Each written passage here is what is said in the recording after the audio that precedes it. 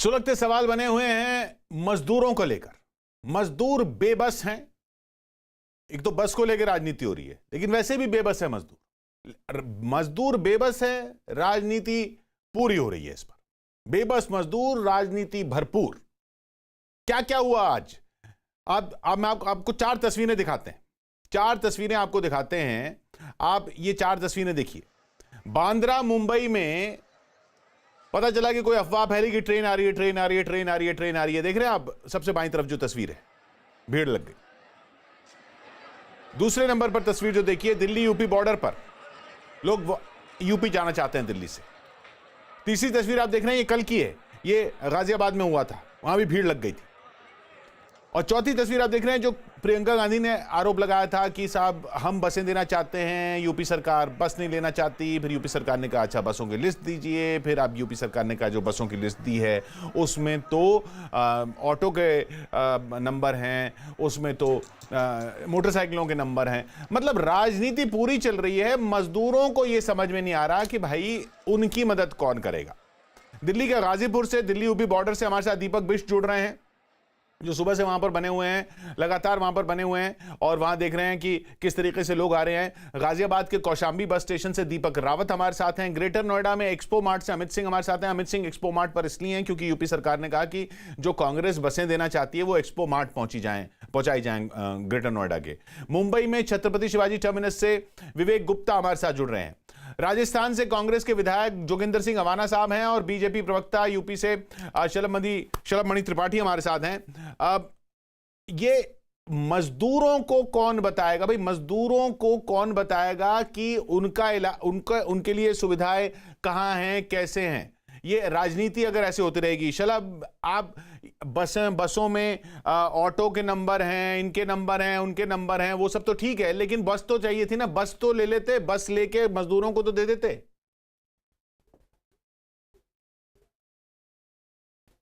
नहीं, देखिए किशोर, निश्चित तौर पे इस महामारी का वक्त है। आपको पता है कि बहुत से लोग मदद कर रहे हैं, बहुत से लोग आगे आए हैं और सरकार ने सबका स्वागत किया है कि आप आइए, मदद कीजिए। सबकी मदद की होनी चाहिए। लेकिन अगर कोई मदद के नाम पे धूर्तता करेगा, अगर कोई मदद के नाम पे धोखाधड़ी करेगा, तो निश्चित तौर पे हमारी भी जिम्मेदारी बनती है कि जनता के सामने उन बातों को रखा जाए।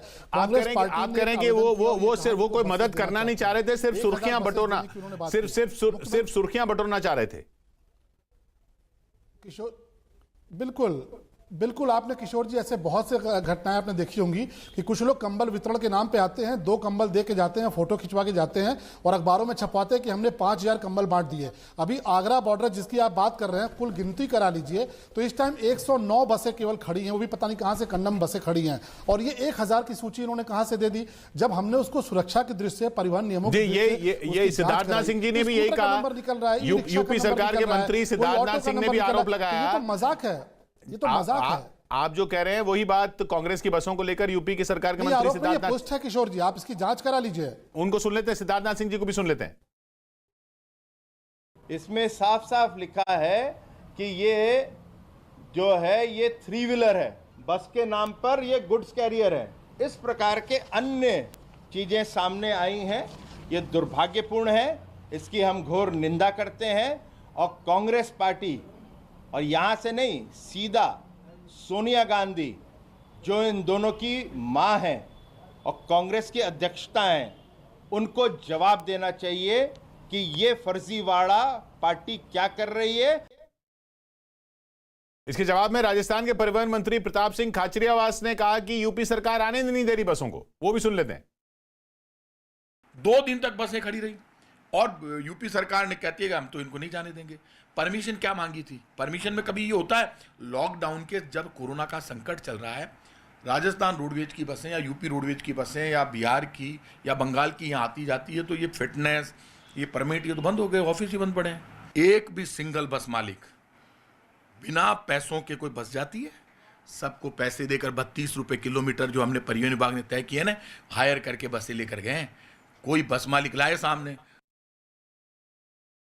तो ये कांग्रेस का जवाब बीजेपी के आरोपों पर। कभी केंद्र और राज्य के बीच में झगड़ा चल रहा है, कभी राज्यों के बीच में, दो राज्यों के बीच में आपस में झगड़ा चल रहा है। अभी शलभ कह रहे थे कि बसें उन्होंने भेजी नहीं है, जहां भेजनी थी वहां पहुंची नहीं है। अमित सिंह वहां मौजूद हैं, ग्रेटर नोएडा के एक्सपो मार्ट पहुंचनी थी। अमित, आप वहीं है ना, वहां पर पहुंचनी थी बसें, क्या हुआ, अभी तक नहीं पहुंची हैं?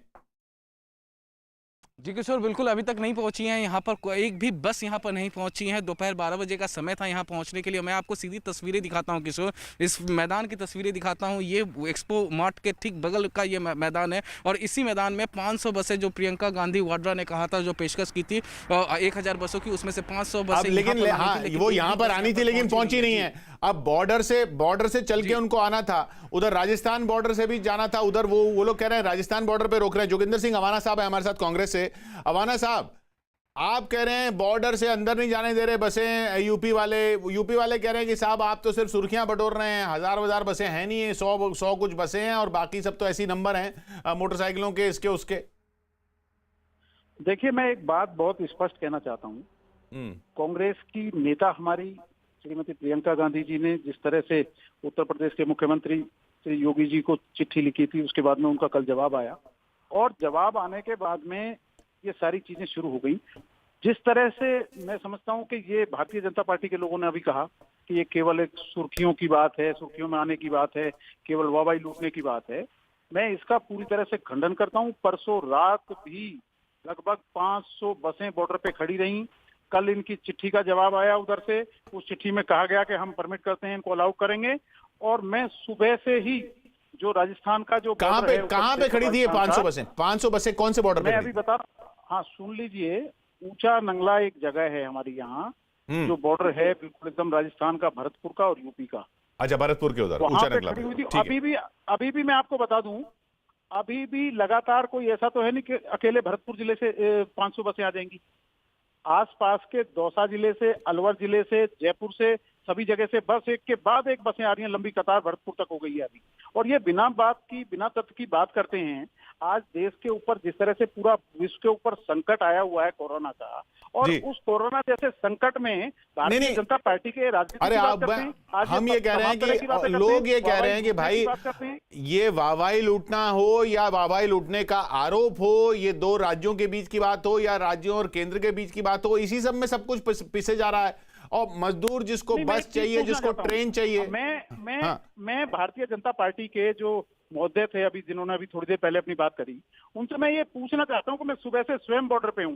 अखिल भारतीय कांग्रेस कमेटी के सचिव विवेक बंसल साहब जो प्रभारी हैं राजस्थान के, श्री रोहित चौधरी जी जो सचिव हैं अखिल भारतीय कांग्रेस कमेटी के, उत्तर प्रदेश के अध्यक्ष हमारे लल्लू जी जो प्रदेश के अध्यक्ष हैं कांग्रेस कमेटी के, हमारे मंत्री माननीय सुभाष गर्ग साहब, हमारे दूसरे मंत्री माननीय भजनलाल साहब, हमारे अन्य विधायक, सारे साथी यहाँ बॉर्डर पे हैं। इनको पूछिए आप जरा कि जो इन्होंने कौन सी लिखित में परमिशन दी है। जो आगरा का जो प्रशासन है, आप दिखाइए मुझे एक चिट्ठी उनकी लिखी हुई कि जो ये अलाउड कर रहे हो हमको राजस्थान से और उत्तर प्रदेश के अंदर, और ये बिना वजह की बात करते हैं, बेवजह की, बिना तर्क की बात करते हैं। सुबह से गाड़ियां वहां एक के बाद एक गाड़ियां लंबी कतार लग रही है। इनको 109 गाड़ियां दिख रही हैं। आप आके देखिए मौके पे, आपको दिखेंगी कितनी गाड़ियां। अच्छा, जवाब ले लेते हैं। जी शलभ संकट में है और इस संकट की घड़ी के टाइम पे अगर इस तरह की ऊंची राजनीति भारतीय जनता पार्टी के ऐसे लोग करना चाहते हैं, नाम इन्होंने गिना दिए। ठीक है, सुन लिया जोगिंदर साहब, सुन लीजिए, आपके चिल्लाने से आपका झूठ नहीं आएगा। सुनिए, जितने इन्होंने अपने नेताओं के नाम गिना दिए किशोर भाई, उतनी तो बसों की संख्या नहीं गिना पाई है। ये झूठ के बहुत बड़े पुलिंदे हैं। और राहत के वक्त मैंने 5 नाम लिए हैं, आप खुद अपने आप ये कहते हैं कि 1000 बसों की सूची भेज रहे हैं, उसमें ये 3 व्हीलर के नंबर भेज रहे हैं। देखिए, ये बोलने नहीं देंगे क्योंकि इनको पता है, खुलासा हो रहा है, इनको पता है इनका झूठ पकड़ा जा रहा है। आज महाराष्ट्र में बस नहीं दे पा रहे, राजस्थान में बस नहीं दे पा रहे, ये पंजाब में बस नहीं दे पा रहे, और झूठ। अरे आप यूं लड़ते रहिए और मजदूर देखिए क्या कर रहे हैं। दिल्ली यूपी बॉर्डर पर मजदूरों की भारी भीड़ जुट गई। दीपक बिष्ट वहां पर मौजूद है। सुबह से पहले उन्होंने देखा, वो देखिए क्या। 4 में सबसे बड़ी समस्या इस वक्त प्रवासी मजदूरों के पलायन की है, लेकिन जो रुक नहीं रहा है। इस वक्त हम गाजीपुर बॉर्डर पर हैं और गाजीपुर बॉर्डर पर आप देख सकते हैं सैकड़ों की तादाद में ये प्रवासी मजदूर हैं जो दिल्ली और दिल्ली से दूसरे राज्यों से यहाँ पर आए हैं और दिल्ली से बाहर यानी यूपी और बिहार की तरफ जाना चाहते हैं। लेकिन काफ़ी देर से, लगभग सुबह से यहाँ पर गाजीपुर बॉर्डर के पास ये लोग इंतजार करते रहे। उसके बाद इनके सब्र का बाँध टूटा और उसके बाद ये लोग सड़क पर आ गए। सड़क पर काफ़ी लंबा जाम लगा रहा। दिल्ली पुलिस ने बमुश्किल समझाया, जिसके बाद अब दिल्ली पुलिस ने ये हरी बसें जो दिल्ली पुलिस को मिली हैं, इनके जरिए इन सभी लोगों को वहाँ शेल्टर होम की तरफ ले जाया जा रहा है, जहाँ पर इनका रजिस्ट्रेशन करवाया जाएगा। जिसके बाद जो सिविल डिफेंस की तरफ से इनकी इंक्वायरी की जाएगी और उनको जो जहाँ का है, चाहे वो बिहार या फिर यूपी में कहीं भी जाना चाहे, वहाँ उन्हें भेजा जाएगा। और पुलिस के द्वारा ये कवायद की जा रही है, लेकिन फिर भी लोग देखिए, अब दूर तक अभी भी जाम लगा हुआ है गाजीपुर बॉर्डर पर और यहाँ पर कोशिश की जा रही है। यूपी पुलिस, मेरे दाहिनी तरफ यूपी पुलिस दिखाई दे रही है आपको, क्योंकि यूपी पुलिस इधर को अपनी तरफ नहीं आने देना चाहती और यही वजह है कि सभी लोग यहाँ पर मोर्चे पर डटे हुए हैं। लेकिन सवाल प्रवासी मजदूरों को है कि आखिर उन्हें अपने घर कौन पहुँचाएगा और कब पहुँचाएगा, जबकि उनको छोड़ने वाली बसों को लेकर भी राजनीति शुरू हो चुकी थी। बावजूद इसके अभी भी ये सभी प्रवासी मजदूर घर जाने के लिए बसों का इंतजार कर रहे हैं और सवाल पूछ रहे हैं सरकारों से कि आखिर उन्हें घर कौन और कब पहुंचाएगा। जय, तो ये कुछ देर पहले की तस्वीर थी। दीपक भी अभी भी वहां पर मौजूद हैं। और अब दीपक, अभी क्या स्थिति है वहां पर? देखिए किशोर, अभी यहाँ पर से लगभग 30 से ज़्यादा बसों में जो ग्रीन बसें हैं, दिल्ली पुलिस ने यहाँ से शेल्टर होम भिजवाया है। अभी भी मोर्चे पर यहाँ पर पैरामिलिट्री फोर्सेस की कंपनी को तैनात किया गया है, पुलिस फोर्स है। मैं अपनी दाहिनी तरफ दिखाऊंगा, अभी भी जब जैसे जैसे मजदूर आ रहे हैं तो दिल्ली पुलिस कोशिश कर रही है कि उन्हें सीधे बस में बिठाया जाए। और यहाँ पर जो बसें आ रही हैं वहाँ पर वो आपको दिखाई देखिए, एक बस और आई मजदूरों से भरी हुई। और इस तरह से लगातार जो प्रवासी मजदूर हैं उनका पीछे जमावड़ा लगातार बढ़ते जा रहा है। कभी 10 की संख्या में आते हैं, कभी 20 की संख्या में आते हैं और उन्हें इस तरह से बसों में बिठा के ले जाया जा रहा है। देखिए सामने तस्वीर है, ये शेल्टर होम नहीं जाना चाहते, ये चाहते हैं अपना घर जाना, क्योंकि इनका कहना है कि हम शेल्टर होम दो दिन पहले भी होके आए हैं, फिर उन्हें यहाँ पर आकर फिर वहीं पहुंचाया जाता। तो शलभ जी और जोगिंदर जी, आप देखिए, लोगों को अपने घर जाना है, लोगों को अपने घर जाना है। आपकी ये बसों की लड़ाई, ये स्कूटर नंबर की लड़ाई, इससे उनका कुछ हल नहीं हो रहा ना भाई। जितने भी बात कहना चाहता हूँ आपके चैनल के माध्यम से, मैं एक बात किशोर जी, ये बात तो कांग्रेस की हुकूमत से पूछिए। राजस्थान में बस क्यों नहीं दे पाई है? आखिर पंजाब में बस क्यों नहीं दे पा रहे हैं? महाराष्ट्र में बस एक मिनट शलभ जोगिंदर जी कुछ बोल रहे हैं। पंजाब में पैदल चल रहे हैं। अच्छा, सवाल शलभ आपसे जोगिंदर जी कहा कि आपने खुद माना कि चलिए 1000 में बसें क्यों नहीं दे रहे? 109 बसें आप मान रहे हैं। 109 बसों की बात तो आप मान रहे हैं शलभ? जिला प्रशासन है आगरा का, क्या उन्होंने इन बसों को यूपी में जाने? एक मिनट शलभ, सीधा सवाल है इनका, सीधा सवाल है इनका। ये कह रहे हैं कि आप 109 तो मान रहे हैं कि बसें थी, उन 109 को परमिट दिया आपने? बताइए कोई जवाब। नहीं, मैं आपको बता रहा हूं, 109 बसें जो ये लेके बॉर्डर पे डिफरेंट बॉर्डर्स पे खड़े थे, उनके भी कागजात ब्लैक लिस्टेड हैं। उनमें से तमाम के इंश्योरेंस नहीं है, तमाम के उसमें कागजात पूरे नहीं है। एक नंबर पे 2 गाड़ियां रजिस्टर्ड हैं। ऐसी इलीगल गाड़ियों को परमिशन कैसे दे सकते हैं किशोर जी? इन्होंने 1000 की सूची भेजी, उसमें 80% में 3 व्हीलर निकले हैं, 3 व्हीलर ऑटो निकले हैं, ई रिक्शा निकला है। 1000 की सूची प्रियंका वाड्रा भेज रही है। कितना बड़ा ड्रामा, कितना बड़ा नाटक इन्होंने किया। ये 1000 की सूची भेजते हैं, उसमें ई रिक्शा निकलता है, उसमें ऑटो निकलता है, उसमें एम्बुलेंस निकलती है, उसमें 3 व्हीलर निकलता है। आखिर किसको बेवकूफ बना रहे हैं? महाराष्ट्र में बसें नहीं दे पा रहे, राजस्थान में बसें नहीं दे पा रहे, पंजाब में बसें नहीं दे पा रहे, वहां लोग पैदल चले आ रहे हैं और आप उत्तर प्रदेश में सियासत करने चले आए हैं। बात करते हैं, परसों से बसें हमारी 500 बसें पहुंच गई।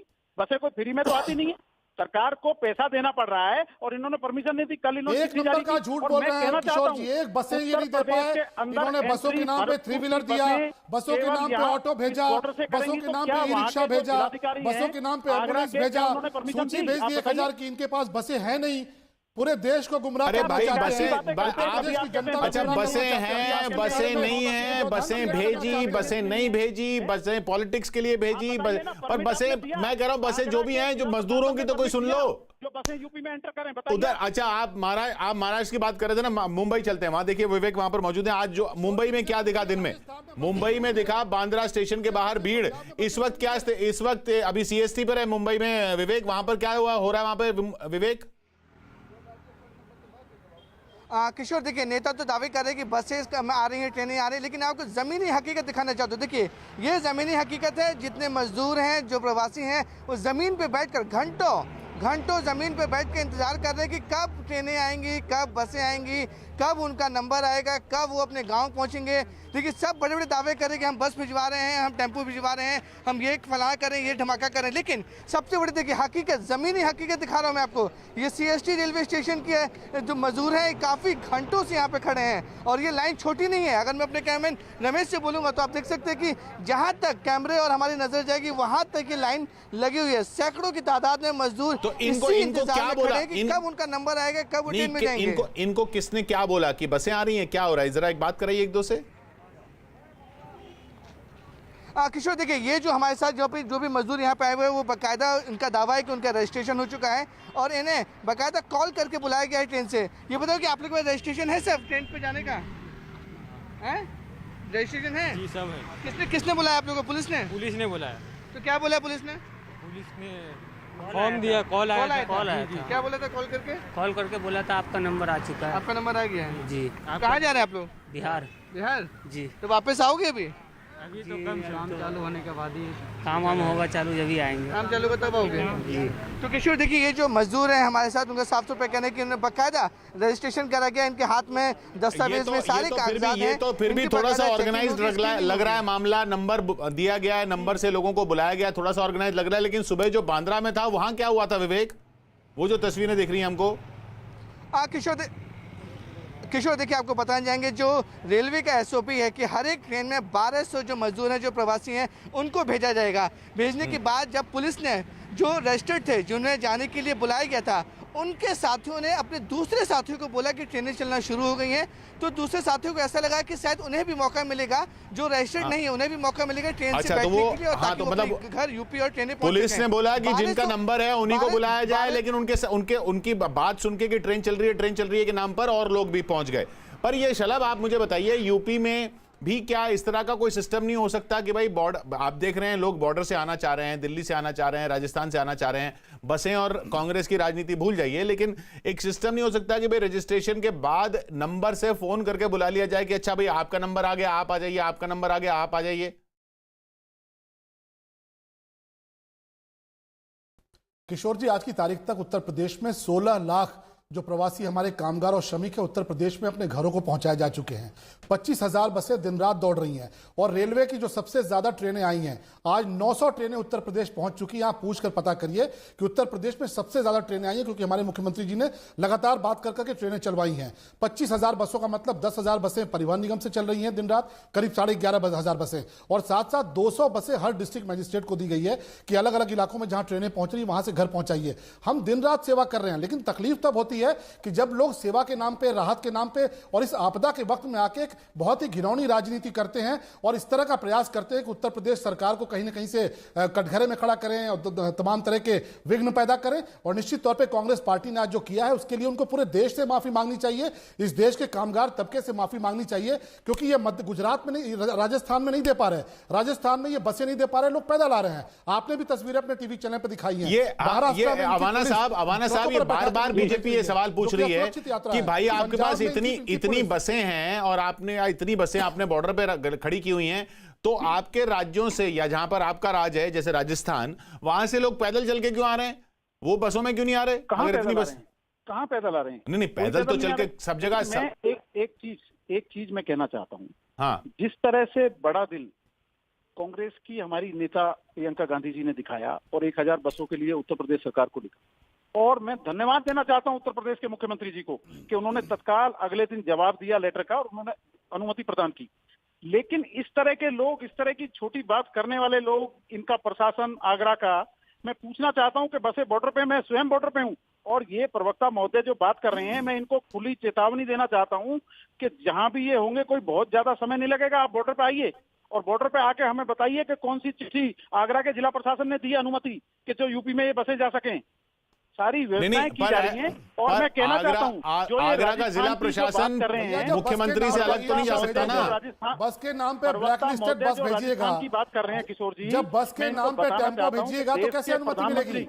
आप जब आदरणीय बस के श्री नाम पे नरेंद्र ऑटो मोदी भेजिएगा, साहब ने बस के नाम पे स्वयं रिक्शा भेजिएगा, राजस्थान प्रदेश बस के के नाम पे मुख्यमंत्री ब्लैकलिस्टेड वाहन श्री भेजिएगा, अशोक गहलोत तो भला साहब की कैसे जम अनुमति के तारीफ मिलेगी? की पूरे कि देश जिस को तरह आप से गुमराह उन्होंने नहीं कर लॉकडाउन का जो सकते, सिस्टम उत्तर प्रदेश को आप अपनाया, गुमराह जैसे नहीं कर ही सकते। कोरोना का पता आप लगा, बस की तो सूची इनको तो भेजते हैं सबक और और उसके सीख नाम लेनी पर आप चाहिए रिक्शा राजस्थान के भेजते हैं, लोगों ऑटो भेजते हैं। अरे, उत्तर प्रदेश की बेकार की जनता आप आपको बातें जवाब करते हैं। देगी, पूरे देश दीपक तरह की रावत, बातें करते हैं, दीपक लोगों को रावत, बुलाया गाजियाबाद में क्या हो रहा है? बसें आई?